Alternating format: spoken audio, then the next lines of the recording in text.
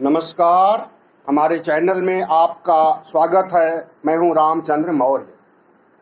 साथियों, युवाओं का उग्र आंदोलन, हिंसक आंदोलन, क्या आपको लगता है कि सिर्फ अग्निपथ की वजह से हो रहा है? क्या आपको लगता है कि हालिया दिनों में जो सरकार ने अग्निवीर की भर्ती के लिए नई योजना लेकर के आई थी, क्या उसी के खिलाफ है? जी नहीं। युवाओं के अंदर बेरोजगारी के दंश से जलते हुए चिंगारी बहुत पहले से ही भड़क रही थी। जब किसान आंदोलन चल रहा था, उसी समय युवाओं में कसमसाहट थी, ऊहापोह था आंदोलन को लेकर के। मोदी राज 2014 में आया और 2014 से लेकर के अब तक 8 सालों में बेरोजगारी आसमान छूने लगी, 50 सालों का रिकॉर्ड तोड़ दी। इससे युवा बेहद खफा थे, नाराज थे और यहाँ तक कि आत्महत्या भी कर रहे थे। ऐसे में अग्निवीर या अग्निपथ की गवर्नमेंट की नई स्कीम आग में घी डालने का काम किया, या यूं कहें कि चिंगारी बनकर के आई, और जिससे पूरा देश हिंसा में, आगजनी में तब्दील हो गया। हाँ, 14 से अधिक राज्यों में उग्र आंदोलन हो रहा है और युवा सड़कों पर उतर आए हैं। कोई भी सार्वजनिक क्षेत्र की इकाई नहीं बची हुई है जो कि इस हिंसा, आगजनी और आंदोलन से प्रभावित न हुई हो। बहुत सी 340 ट्रेनें रद्द की गई हैं आंदोलन की वजह से। 12 ट्रेनें सिर्फ बिहार में फूंक दी गई हैं, धू धू करके जल गई, और 44 मेल भी हिंसा की चपेट में आ गई। इस तरह से पूरे रेलवे स्टेशन, रेलवे ट्रैक, रेलगाड़ियां हिंसक आंदोलन को बलि चढ़ रही है। आज बिहार बंद की घोषणा की गई है। बिहार बंद के दौरान जिस तरह से आगजनी, हिंसा और दंगा देखने को मिल रहा है, ऐसा कभी नहीं देखा गया है। और युवाओं का पूरे देश में इस तरह उफान पर आंदोलन कभी नहीं देखा गया है। युवाओं का आंदोलन जब होता है तो वो हिंसक ही होता है, शांति प्रिय ढंग से नहीं होता है। और जब हिंसक आंदोलन होता है तभी सरकार की नींद खुलती है। जिस तरह से अग्निपथ नामक सेना में भर्ती करने की स्कीम को सरकार लेकर के आई है और उसे सिर्फ 4 साल में रिटायर्ड कर देने की बात कही गई है, उससे युवा भड़क गए। भड़के तो बहुत पहले से थे, लेकिन इसने आग में घी डालने का काम किया सरकार की इस योजना ने। अब यह 4 दिन हो गया और 4 दिन से लगातार ये आंदोलन बढ़ता ही जा रहा है। 14 से अधिक राज्यों में पहुंच चुका है। लगता है कि पूरे भारत में यह आंदोलन पहुंच जाएगा। केंद्र शासित राज्य भी इसके दायरे में आ जाएंगे। कई जगह मौतें भी हुई हैं, लोग घायल भी हुए हैं और धन जन का बहुत बड़ा नुकसान हुआ है। और इसकी भरपाई कैसे हो पाएगी हम नहीं समझ सकते हैं। लेकिन इतना हम जरूर युवाओं से अपील करना चाहेंगे कि वे आंदोलन करें, विरोध करें, सरकार की गलत नीतियों का पुरजोर विरोध करें, लेकिन हिंसक ढंग से नहीं। विरोध करने का तरीका हमें गांधी जी ने भी सिखाया था। सत्याग्रह करने के लिए, भूख हड़ताल करने के लिए, शांतिपूर्ण प्रदर्शन करने के लिए तो गांधीवादी तरीकों से अपनी बात मनवाई जा सकती है। हिंसक आंदोलन से सरकार का नहीं बल्कि देश का और राष्ट्र का नुकसान होगा, और उस राष्ट्र के नुकसान में सब के सब जो राष्ट्र के निवासी हैं इनको भुगतना पड़ेगा। इन हिंसक, इन आगजनी और इन आंदोलन के नकारात्मक पहलुओं से। तो युवा अपने देश की संपत्ति का नुकसान न करें, युवा अपने राष्ट्र की संपत्ति का नुकसान न करें, वे जोश में आकर के होश न खो दें, बल्कि समाज की प्रॉपर्टी ही राष्ट्र की प्रॉपर्टी है और राष्ट्र की प्रॉपर्टी को अगर क्षत पहुंचाएंगे तो कहीं न कहीं ये नुकसान आपको खुद भी होगा। अगर ट्रेनें सारी बंद हैं, आवाजाही रुकी हुई है, तो इसमें आपके परिवार भी प्रभावित हो रहे होंगे। अगर करोड़ों अरबों रुपए की जो रेलवे की संपत्ति को नुकसान पहुंचाया गया है, तो इसकी भरपाई सरकार अपने घर से नहीं करेगी, सरकार अपने पॉकेट से नहीं करेगी, बल्कि हमारी अर्थव्यवस्था पहले से कमज़ोर थी, वो और कमज़ोर हो जाएगी। युवाओं को ध्यान रहे कि जवानी के जोश में होश न खो बैठें और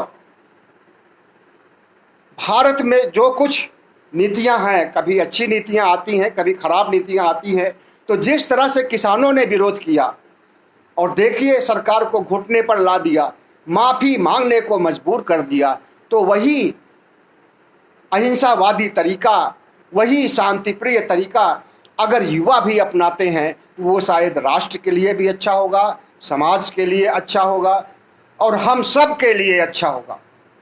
क्योंकि सरकारी संपत्ति को नुकसान करने का मतलब है कि अपनी संपत्ति का नुकसान करना, और अगर अपनी संपत्ति का आप नुकसान कर रहे हैं और आप बेरोजगार पहले हैं, तो समझ लीजिए कि आप अपने ही पैर पर कुल्हाड़ी मार रहे हैं। आज बिहार बंद है और बिहार बंद के दौरान जिस तरह से आगजनी हिंसा पूरे प्रदेश में फैला हुआ है, 14 से अधिक शहरों में इंटरनेट सेवाएं ठप कर दी गई हैं रविवार तक के लिए। अगर आंदोलन नहीं थमेगा तो ये सेवाएं और आगे बढ़ाई जा सकती हैं और आगे तक इन्हें रद्द किया जा सकता है।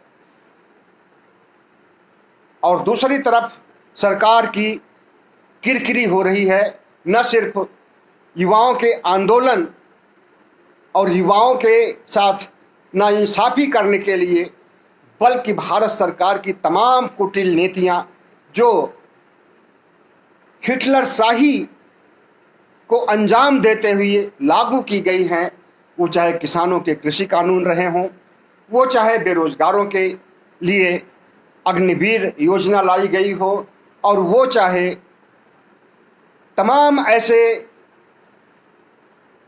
सरकारी कार्यक्रम रहे हों जैसे नोटबंदी, जीएसटी, तमाम है ऐसे हैं जिससे कि जनता में त्राहिमाम है और हाहाकार की स्थिति है। महंगाई की वजह से, कमर तोड़ महंगाई की वजह से ऐसे ही जनता झुलस रही है, लेकिन अब जब हिंसा की आग में झुलसने के लिए किसी और ने नहीं बल्कि इस सरकार ने बंदोबस्त किया है। अगर सरकार को यह स्कीम लानी ही थी तो उसमें रिटायरमेंट 4 साल में करने की बात क्यों की गई है? अगर कोई बिंदु आंदोलन के लिए प्रभावित करता है तो सिर्फ एक बिंदु है, 4 साल की अवधि। युवाओं को लगा कि हम जवानी में ही रिटायर्ड हो जाएंगे और पेंशन भी नहीं मिलेगा। अगर पेंशन मिलती तो थोड़ा राहत होती, लेकिन 4 साल की नौकरी जिसमें 6 महीने की ट्रेनिंग, इस दौरान भारत सरकार की रक्षा विभाग के जितने भी सैनिक जवान काम कर रहे हैं उनसे भी कम वेतन पर नियुक्ति की जा रही। तो एक नहीं बहुत से कारण हैं, लेकिन सबसे बड़ा कारण युवाओं में उपजा असंतोष था, और वह असंतोष आज का नहीं है, 3 दिन या 4 दिन पहले का नहीं है, बल्कि सालों का है। जब से युवाओं की नौकरियां छिन गई, लॉकडाउन पीरियड में बहुत सारी नौकरियां छिन गई, उसके पहले सरकार की नीतियों की वजह से नौकरियां छिन गई, युवाओं को बेरोजगारी भत्ता नहीं दिया गया और युवाओं को सड़क पर छोड़ दिया गया और उन्हें पकौड़े बेचने की सलाह दी गई। पकौड़े बेचने की सलाह के बाद से ही युवाओं में लगने लगा कि अब भारत सरकार या राज्य सरकारें उसके लिए इंतजाम का बंदोबस्त नहीं कर पाएंगे। कंपटीशन की तैयारी करते हुए बच्चे यह नहीं समझ पाए कि भारत सरकार की तरफ से या राज्य सरकार की तरफ से रिक्तियां कब प्रकाशित की जाएंगी। रिक्तियां प्रकाशित नहीं हो रही हैं और बच्चे तैयारी कर रहे हैं। रिक्तियां नहीं प्रकाशित होने से उनमें ऊहापोह की स्थिति उत्पन्न हुई और उन्हें आंदोलन करने के लिए प्रेरित कर रही थी लंबे समय से। किसान आंदोलन के पहले ही सुगबुगाहट हो गई थी, बल्कि बहुत सारे युवा तो किसानों के साथ जुड़ करके किसानों के आंदोलन को भी आगे बढ़ाने में आगे आए थे और युवाओं की वजह से ही किसान आंदोलन सफल हो सका था। लेकिन युवाओं ने अपनी बात बेरोजगारी की बात नहीं, पहले किसानों की बात रखी और किसान आंदोलन के समानांतर अहिंसक ढंग से, गांधीवादी तरीके से, शांतिप्रिय तरीके से अपना आंदोलन का अंजाम दे रहे थे। लेकिन जब भारत सरकार की तरफ से जन विरोधी योजनाएं घोषित की गई और उसमें यह कहा गया कि सिर्फ 4 साल में नौकरियां खत्म कर दी जाएंगी और उसमें से 75% लोगों को फिर से बेरोजगार कर दिया जाएगा, तो युवा समाज में एक रोजगार को लेकर के बेरोजगार फिर से होने की आशंका प्रबल हो गई और वे सड़कों पर उतर आए। जिस तरह से उत्तर प्रदेश में, बिहार में और पूरे उत्तर भारत में ही नहीं बल्कि दक्षिण भारत में, तमिलनाडु, केरल तक में आंदोलन हो रहा है युवाओं का, इसे देखते हुए सरकार ने स्वीकार किया है कि उसे जो युवा 4 साल में रिटायर्ड होंगे उन्हें असम राइफल में 10%, केंद्रीय सुरक्षा बल में 10% आरक्षण दिया जाएगा। इसी तरह से सभी सुरक्षा बलों में आरक्षण दिया जाएगा 10% और उन्हें आयु सीमा की छूट भी दी जाएगी। ये घोषणा कल हुई है।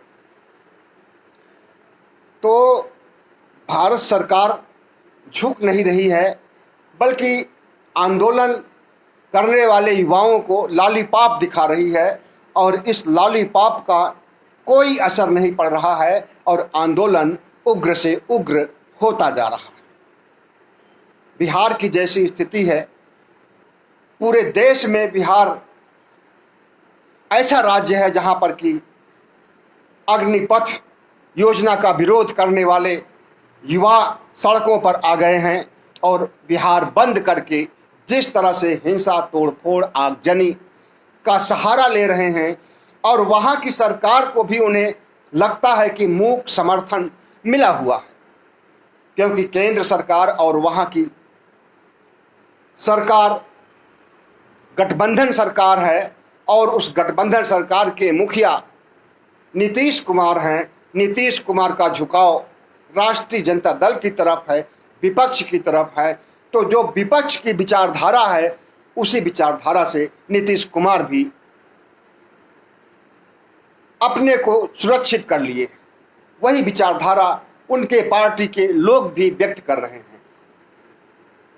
जाहिर है कि भारतीय जनता पार्टी के खिलाफ नीतीश कुमार हैं और इसीलिए भारतीय जनता पार्टी के बिहार राज्य के जितने भी जिला स्तर के